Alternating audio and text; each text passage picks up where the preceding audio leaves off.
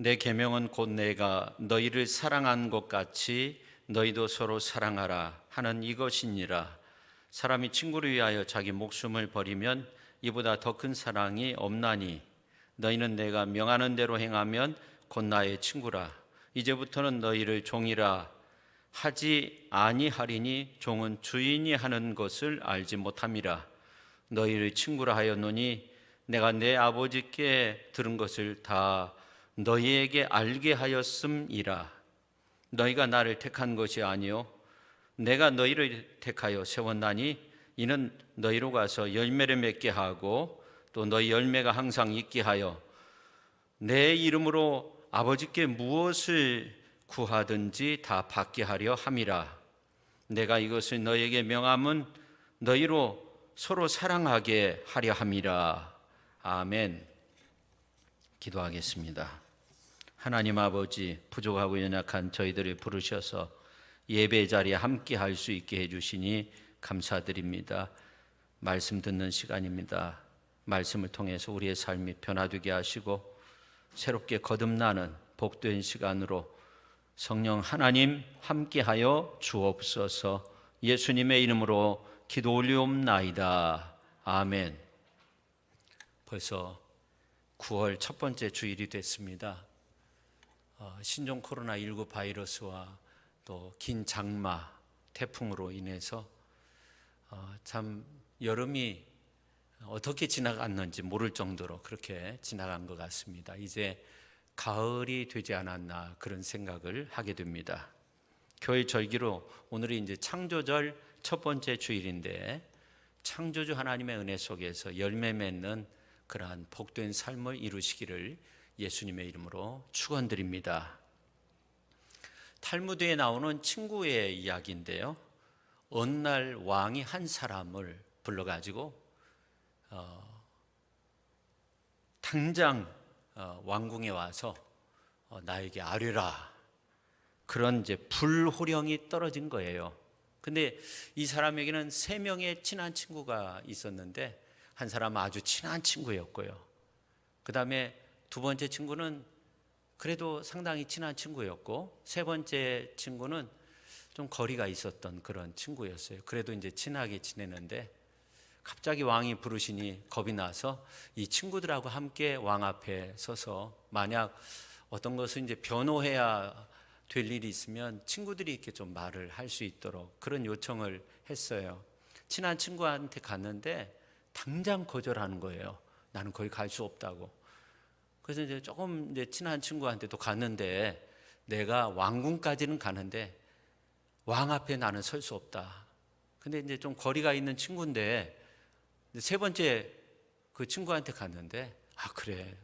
너가 지금까지 잘못한 것이 없는데 내가 왕한테 충분히 아뢰겠다. 그런 말을 해요. 그래서 이 친구는 정말 나를 사랑하는 친구가 누군가 그런 생각을 하면서 정말 이 사람이 예수님을 믿는 사람이었는데 변함없이 자신을 붙들고 계시는 그 주님을 생각하면서 다시 한번 하나님 앞에 감사드렸다고 합니다. 우리는 어떤 상황 속에서 우리의 영원한 위로자, 치료자가 되어주시는 예수님을 기억하면서 우리의 친구 되신 예수님을 기억하면서 매일매일 주 앞에 감사하는 그러한 삶을 살아야 됩니다. 지난 9월 우리나라는 이제 긴 장마로 인해서 많은 어려움이 있었는데요.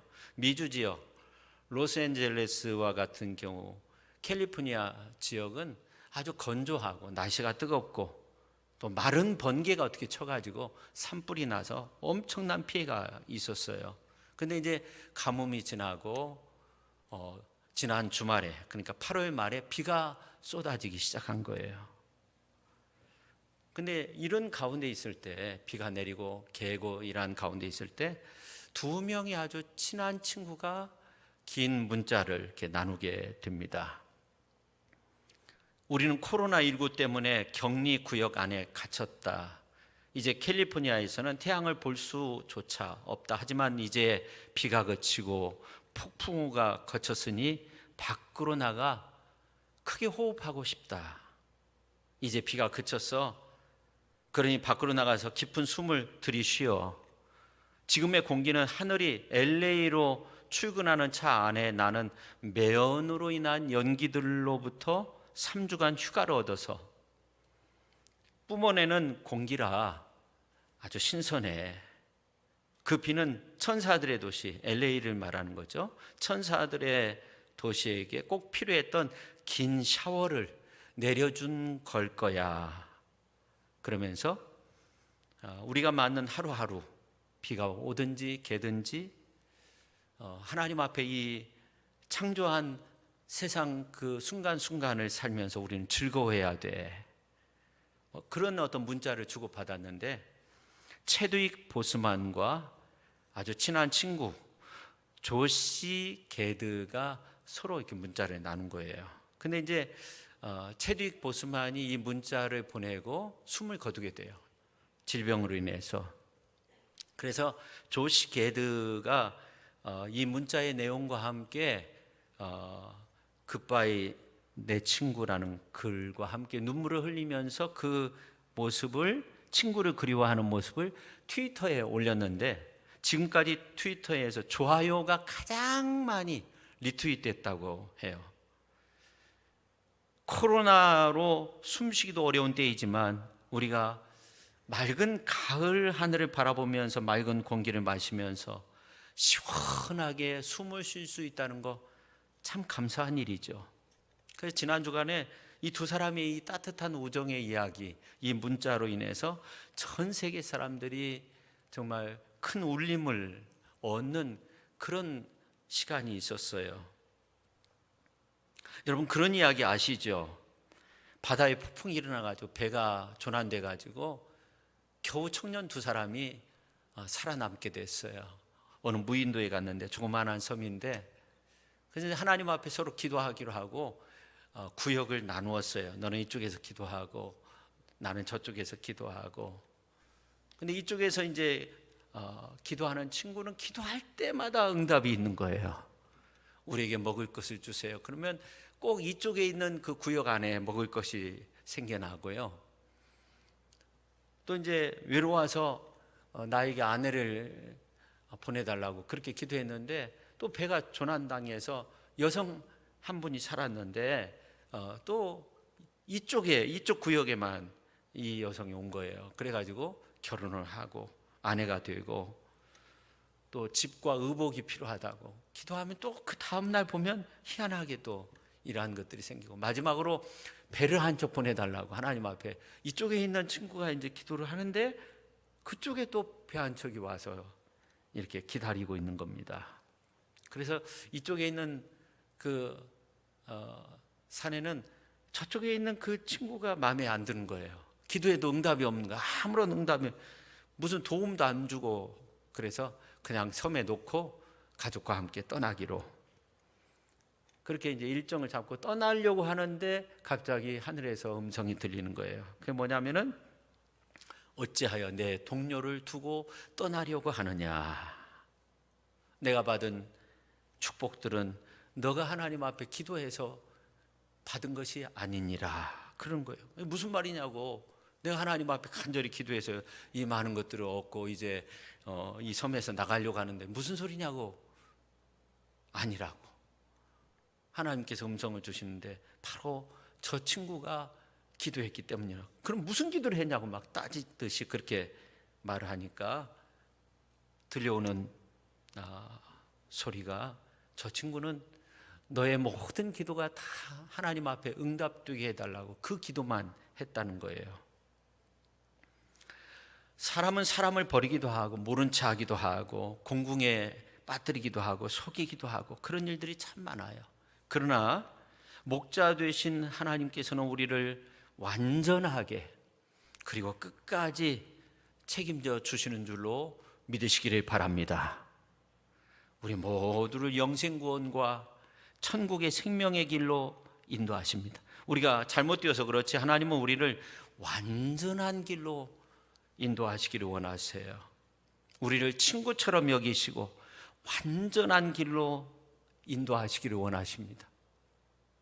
완전한 하나님의 완전한 길로 우리를 인도하시기를 원하는데, 그 완전한 사람이 누군가 성경에서 찾아보니까 아브라함을 들 수 있더라고요. 유일하게 하나님은 아브라함에게 나의 벗이라고, 나의 친구라고 그런 표현을 한 적이 있어요. 유일하게 그래요. 구약에서 보면. 그래서 우리는 이 아브라함을 한번 자세히 살펴볼 필요가 있는데, 이 아브라함이 인생의 여정을 이제 거의 끝마칠 때쯤 되었을 때 하나님의 약속의 말씀도 잊혀져 가는 거예요. 99세가 되었는데 아브라함에게 나타나 하나님이 나는 전능한 하나님이다.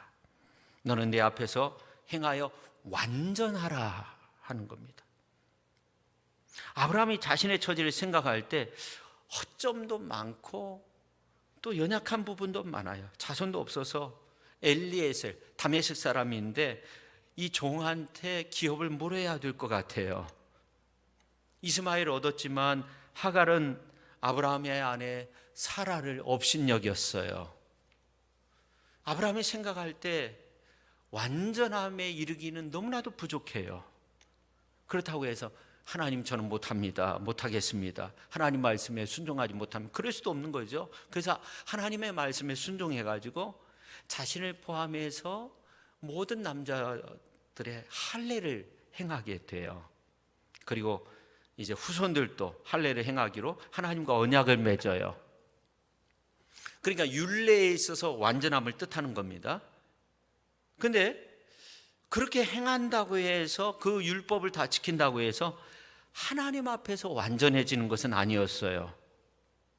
우리가 하나님 앞에서 어떻게 하면 완전해질 건가, 이 아브라함의 모습을 살펴봐야 되는데, 참 놀라운 것은 창세기 15장 6절에 있는 말씀을 보면 아브라함이 여호와를 믿으니 여호와께서 이를 그의 의로 여기셨다고 그렇게 말씀하고 있어요. 너무나도 중요한 말씀이에요. 우리가 같이 한번 읽겠습니다. 아브라함이 여호와를 믿으니 여호와께서 이를 그의 의로 여기시고. 이 말씀이 중요해요. 바울은 이 말씀을 인용해 가지고 로마서 4장 11절에서 이렇게 말합니다. 그가 할례의 표를 받은 것은 무할례시의 믿음으로 된 의를 인친 것이니 이는 무할례자로서 믿는 모든 자의 조상이 되어 그들도 의로 여기심을 얻게 하려 하심이라 그렇게 말씀하고 있어요. 이방인이나 누구나 다 주님을 믿는 자는 의로워질 수 있다는 거예요. 그것을 아브라함이 먼저 보여주었다는 겁니다. 그러면 이 아브라함이 어떤 믿음을 가졌는가, 어떻게 행동했는가, 어떻게 행동했길래 아브라함이 여호와를 믿으니 여호와께서 이것을 그의 의로 여기셨다고 그렇게 말씀했는가 우리가 살펴보면, 그리고 그 의로 여기신 것이 우리까지도 유함이라고 로마서에서 사도 바울은 말하고 있는데, 그때의 상황을 우리가 한번 살펴보면요, 창세기 13장으로 가서 봐야 돼요. 아브라함과 조카 롯의 목자들이 양을 치는데 양떼가 많아졌어요. 하나님이 축복해 주셔서. 그러니까 목초지가 부족하니까 서로 싸우는 거예요. 목초지 때문에 싸우는 거예요. 그래서 우리가 친족인데 왜 싸우냐 하면서 아브라함이 조카 롯한테 너가 우하면 나는 좌하겠다, 나는 좌하면 나는 우하겠다, 그렇게 말을 하는 거예요. 그래서 롯이 어떻게 돼요? 여호와의 동산과 같은 소할 땅을 선택하고 그곳으로 나가게 되는데, 그 땅은 소돔과 고모라가 하나님의 심판을 받기 전에 땅이었기 때문에 아주 비옥한 땅이었어요. 여호와의 동산과 같은 그런 땅이었어요. 근데 이 소알 사람들, 그러니까 이 소돔 사람들은 하나님 앞에서 큰 죄인이었다고 성경은 그렇게 말씀하고 있어요. 큰 죄인이어서 롯의 가족까지 어려움에 빠지게 돼요. 전쟁이 일어났는데, 소돔과 고모라의 전쟁이 일어났는데 롯의 가족까지 잡혀가게 돼요. 그래서 아브라함이 집에서 훈련된 318명의 사람들을 데리고 이제 호박까지 쫓아가지고 빼앗겼던 모든 재물, 또 롯, 그의 가족, 그의 재물, 또 친척 다 찾아옵니다. 성경에 보면. 그리고 돌아올 때 살렘 왕, 지극히 거룩한 하나님의 제사장으로 성경은 말씀하고 있는데, 이 멜기세덱한테 11조를 드리게 돼요. 그리고 멜기세덱으로부터 축복을 받습니다. 그리고 이어지는 말씀이 이제 15장으로 가는데 하나님께서 아브라함에게 나타나셔서 밖으로 데리고 나가서 저녁에 하늘을 바라보는데 별이 엄청나게 많죠. 하늘을 우러러 무별을 셀 수 있나 보라. 또 그에게 이르시되 내 자손이 이와 같으리라. 근데 놀라운 것은 그 말씀을 아브라함이 믿었다는 거예요. 하나님을 믿었어요. 하나님의 말씀을 믿었어요. 하나님의 축복의 말씀, 하나님을 믿고 하나님의 축복의 말씀을 믿었는데 하나님이 그것을 그의 의로 여기셨다는 거예요. 아브라함이 여호와를 믿으니 여호와께서 이를 그의 의로 여기시고 그렇게 말씀하고 있습니다. 그러니까 우리도 아브라함의 복을 받기 위해서 더 나아가 하나님 앞에서 의로워질 수 있는 그 길은 아브라함과 같이 믿는 거예요.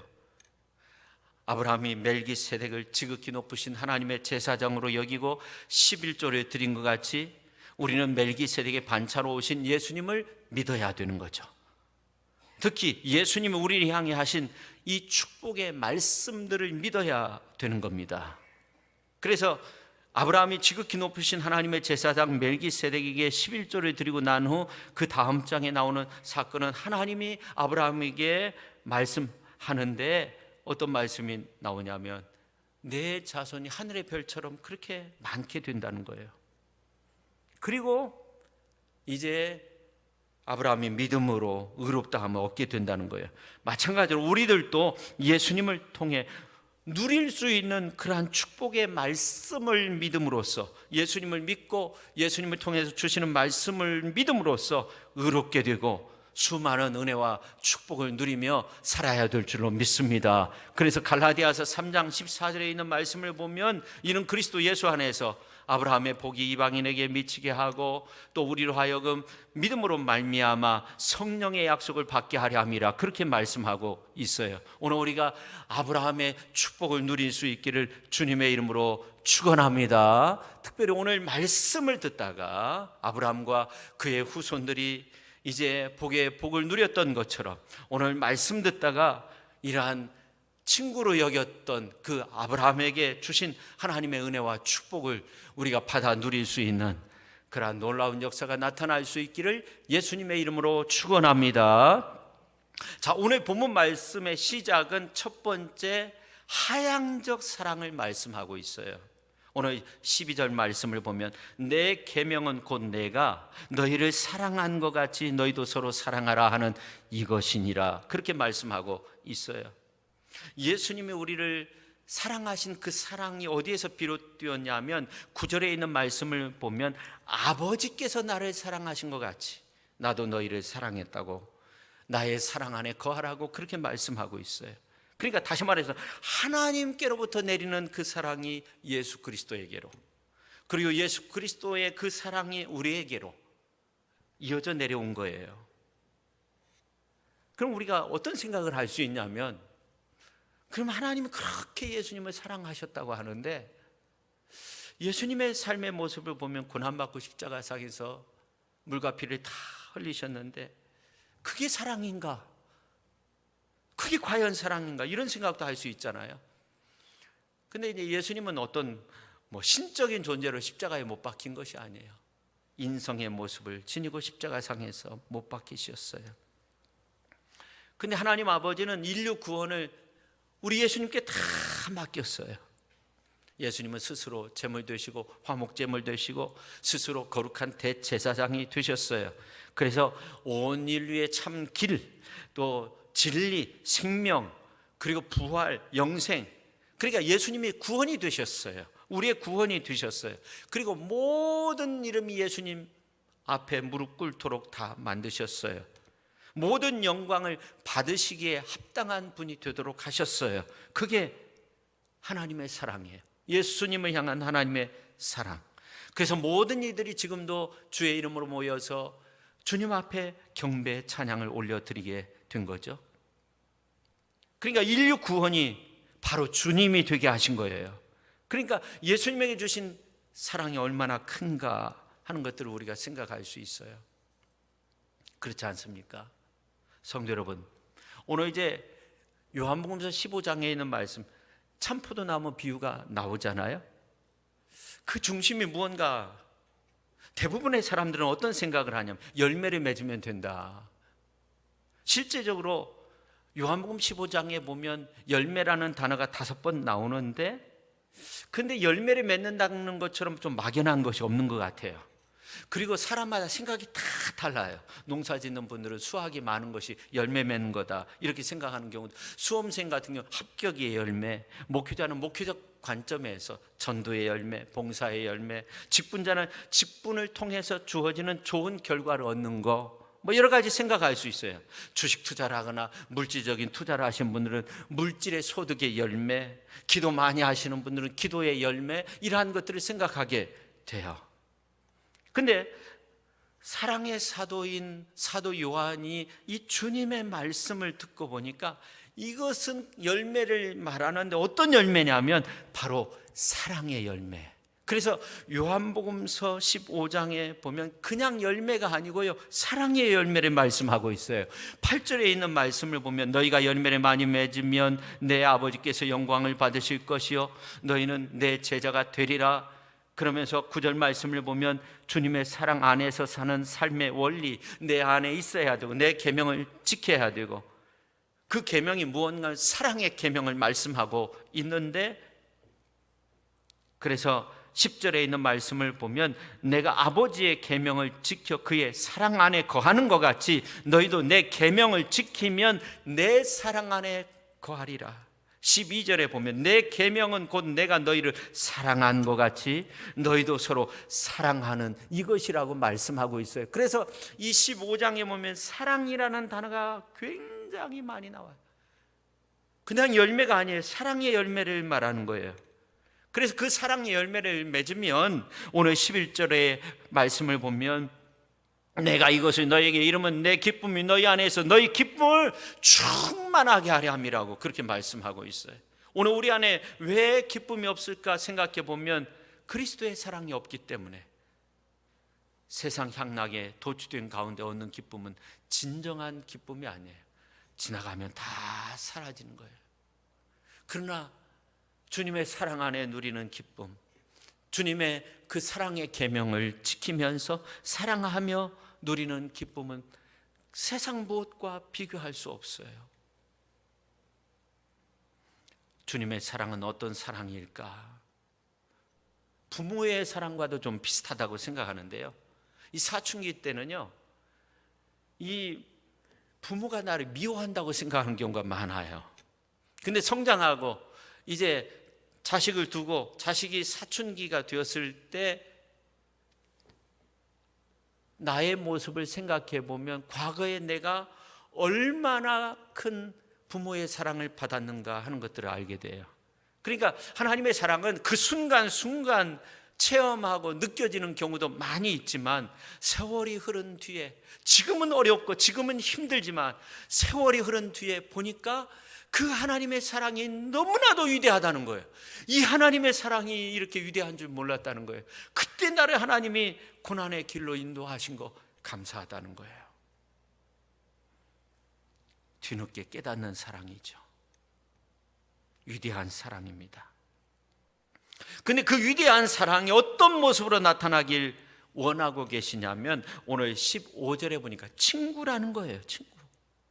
죄인들이고 제자들이지만 다 배반하고 예수님 십자가에 달릴 때 다 뿔뿔이 흩어지잖아요. 오늘 우리의 모습도 그런 모습 아닙니까? 그러나 주님이 이렇게 말합니다. 15절에 보면 이제부터는 너희를 종이라 하지 아니하리니 종은 주인이 하는 것을 알지 못함이라 너희를 친구라 하였노니 내가 내 아버지께 들은 것을 다 너희에게 알게 하였음이라 그렇게 말씀하고 있어요. 종으로 대하지 않고 친구로 대한다는 거예요. 여러분, 이 구약 성경에서는요, 이 종이라는 단어를 아주 명예스럽게 생각하기도 했어요. 그러니까 구약에서의 종은요, 나중에는 해방될 수 있는 종이에요. 진정으로 어떤 종으로 끝나지 않아요. 그래서 모세, 여호수아, 다윗은 나는 하나님의 종이다 그렇게 표현하기도 해요. 근데 신약 시대에 와서 로마 시대에 이 종은요 노예와 비슷한 거예요. 주인의 소유물이고 매매되기도 하고 생사 여탈권이 주인에게 있었어요. 근데 로마 황실에는요, 특별한 제도가 있었는데 아주 특별한 사람을 왕이 지정을 해가지고 왕의 친구가 되도록 했어요. 왕의 친구가 되잖아요. 그러면 어느 때든지 왕 앞에 갈 수 있는 거예요. 왕의 숙소에도 들어갈 수 있고요. 일과를 시작하기 전에 친구 오라고 해서 서로 대화도 하고요. 아주 두터운 그런 관계가 돼요. 근데 간혹 노예였다가 종이었다가 뭐 예를 들어서 왕자였을 때 종으로서 이제 싸움터에 갔는데 이 종이 왕자를 구해줬어요. 어려울 때. 그래서 친구로 여기는 거예요. 황제가 돼서, 왕이 돼서. 그럼 친구의 자격을 갖게 되는 거예요. 더 이상 종이 아니에요. 이제 황제의 친구로서 어느 때든지 왕을 만날 수 있는 그런 자격이 주어져 완전히 바뀌어지는 거죠. 근데 세상 어느 황제보다도 높으신 주님은 죄 많고 허물 많은 우리 인생을 친구로 삼아주신다는, 너희는 나의 친구라고 말씀하고 있어요.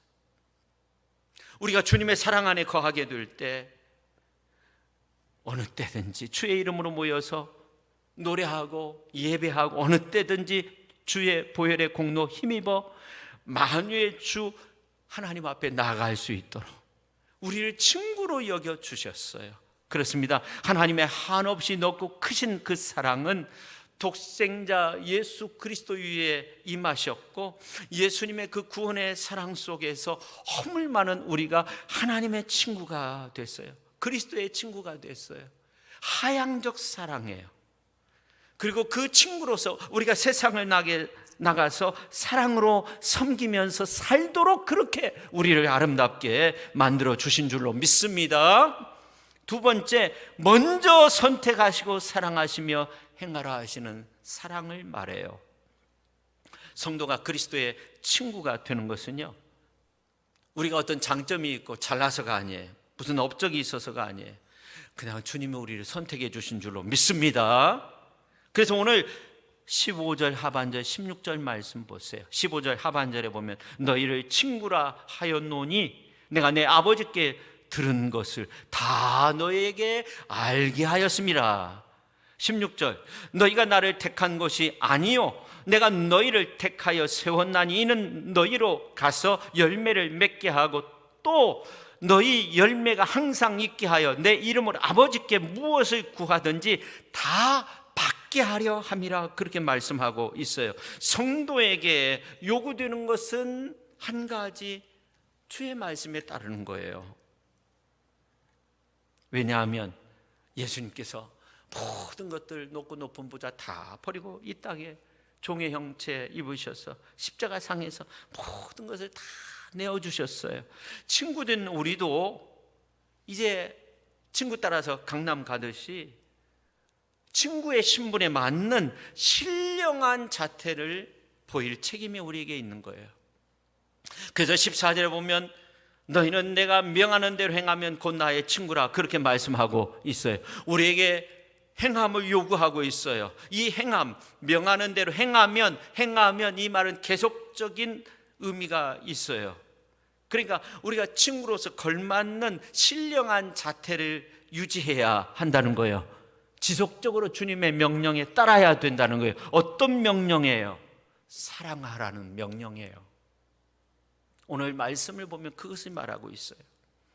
친구된 자는 주님의 사랑으로 사랑하는 자예요. 여러분, 하나님과 친구 관계에 있는 사람이 아브라함인데 이 아브라함의 모습을 보면 하나님께서 창세기 18장 17절에 보면 내가 하려는 아브라함에게 숨기겠느냐, 내가 하는 거 다 알려주겠다는 거예요. 또 이사야서 41장 8절에 보면 야곱아 나의 벗 아브라함의 자손아, 나의 벗 아브라함의 자손아, 그러면서 아브라함에게 내가 뭐 숨기겠느냐, 숨기지 않는다는 거예요. 성경에 보면 모세와 같은 경우는 나의 벗이라고 그런 표현은 없지만 친구와 같이 하나님과 대면했던 사람이 모세라고 그렇게 말씀하고 있어요. 그러니까 우리가 주님의 친구로서 자격이 주어진다고 했을 때 이 친구의 관계는 어떤 관계냐면 주의 뜻을 잘 알고 그 가운데서 행하는 사람입니다. 새 시대에 주님의 친구로서 이제 제자들뿐만 아니라 오늘 우리를 향해서 분명하게 강조하는 것이 있다는 거죠. 그게 뭐냐면 사랑의 열매를 우리가 맺어야 된다. 사랑의 열매가 있어야 된다는 거예요. 오늘 17절에 보면 내가 이것을 너에게 명함은 너희로 서로 사랑하게 하려 함이라. 포도나무 비유를 통해서 열매 맺어야 되는데 어떤 열매? 사랑의 열매를 우리가 맺어야 된다는 거예요. 사랑의 열매. 이 어려운 때 우리가 사랑의 열매가 있어야 된다는 거예요. 사랑 안에 거하고 사랑의 열매를 맺으면 기쁨 충만하다. 내 기쁨이 너희 안에 가득하게 될 거라고 그렇게 말씀하고 있어요. 12절에 보면 내 계명은 곧 내가 너희를 사랑한 것 같이 너희도 서로 사랑하는 이것이라고 그렇게 말씀하고 있어요. 그러면서 자신의 사랑을 표현하고 있어요. 13절에 보면 사람이 친구를 위하여 자기 목숨을 버리면 이보다 더 큰 사랑이 없다. 모든 것들을 다 알려주고 있어요. 내가 너의 친구인데 친구의 가장 큰 사랑은 내 목숨을 버리는, 너희를 위해서 내 목숨을 주겠다는 거죠. 십자가상에서 다 내어주겠다는 겁니다. 끝까지 사랑하겠다는 거예요. 우리를 끝까지 사랑하겠다는 거예요. 너희도 그렇게 사랑하라. 끝까지 사랑하라. 주님은 사랑하신 자를 끝까지 사랑하신다는 그런 말씀이 복음서에 나와 있어요. 그래서 오늘 이제 말씀, 본문 말씀 이후에도 보면 박해를 받아도 사랑으로 대하라. 제자들을 친구로 대하신 주님이 이제 나중에 디베랴 바다에서 고기나 잡자 하는 베드로와 6명의 제자들을 찾아가서 물어요. 요한의 아들 시몬아, 베드로에게 대표적으로 묻는 거예요. 네가 나를 사랑하느냐? 이 사람들보다 나를 더 사랑하느냐? 아가파오로 물어요. 하나님의 사랑, 진실한 사랑, 변함없는 사랑으로 네가 나를 사랑하였느냐? 그러니까 베드로가 아닙니다. 저는 필레오, 우정 정도밖에 안 됩니다. 세 번째, 그럼 네가 그 필레오로 나를 사랑하느냐? 요한의 아들 시몬아, 너는 진정 나의 친구냐? 리빙 바이블에 보면 그렇게 묻습니다. 세 번째 묻는 거예요. 근데 성도 여러분, 주님과 친구된 우리에게 주님이 명령하신 사명이 있다는 거예요. 주님이 우리를 사랑하신 것 같이 우리가 서로 사랑해야 된다는 거예요. 이 사랑의 표출이 어디에서 이루어지느냐? 주님이 우리를 사랑하신 것 같이 우리가 주님을 사랑해야 되고요. 그리고 더 나아가 너희도 서로 사랑하라. 우리가 만나는 사람, 우리 교우들 사랑해야 돼요. 친구 되신 나의 주님의 사랑은 목숨 아끼지 않고 내어주신 사랑이에요. 십자가상에서 물과 피를 다 흘려주시고 그 고난 가운데서도 우리를 끌어안으신 그 사랑, 그게 주님의 사랑입니다. 그 사랑 받은 우리는 어떻게 그 사랑의 모습을 보여야 돼요? 주님의 말씀은 서로 사랑하라 하는 겁니다. 주님을 사랑하고 그리고 서로 사랑하라. 이제 말씀을 마치려고 해요. 서울 아시안 게임 1986년도죠. 개막 20여일 앞두고 정말로 아주 유망주였는데 이단 평양봉에서 훈련하던 한 여성이 떨어져서 1급 장애인이 돼요. 김소영 씨인데, 근데 그 몸으로 미국까지 건너가서 대학에 입학하고 졸업까지 하게 돼요. 기적이죠. 그게 기적 아닙니까? 사지가 마비된 몸이었어요. 3년 동안 학업 생활을 하는데 이제 동생이 옆에서 뒷바라지를 다 해줬어요. 하나하나. 근데 동생이 갑자기 귀국하게 되고 자신도 이제 귀국해야 되는데 그 같은 기숙사 안에 제니 시몬스라는 그런 친구가 있었는데 내가 동생 대신에 너를 돌보겠다. 간병인 되는 거죠. 간병인. 근데 이 제니 시몬스는 간병인의 역할을 계속적으로 졸업할 때까지 하는 거예요. 자신이 없으면 자신의 여동생, 자신의 동생 불러다가 대신 수발을 다 들어주게 하고, 이 백인 자매의 희생으로 이 김소영 씨는 좌절보다 희망을 바라보게 되었고, 짧지 않은 그 기간 동안 공부를 열심히 해서 졸업을 하게 됐어요. 지금 김소영 씨는 무엇하고 있느냐? 서울시 시의원으로서 활동을 하고 대한체육회 유공자가 됐어요. 그리고 체육인의 멘토의 역할을 하고 있어요. 우리가 일평생 사는 동안 만나는 많은 사람들, 여러 사람들을 만나요. 근데 주님은 우리에게 명령하세요. 서로 사랑하라. 내가 너희를 사랑한 것 같이 너희도 서로 사랑하라. 제니 시몬스처럼 사랑하라.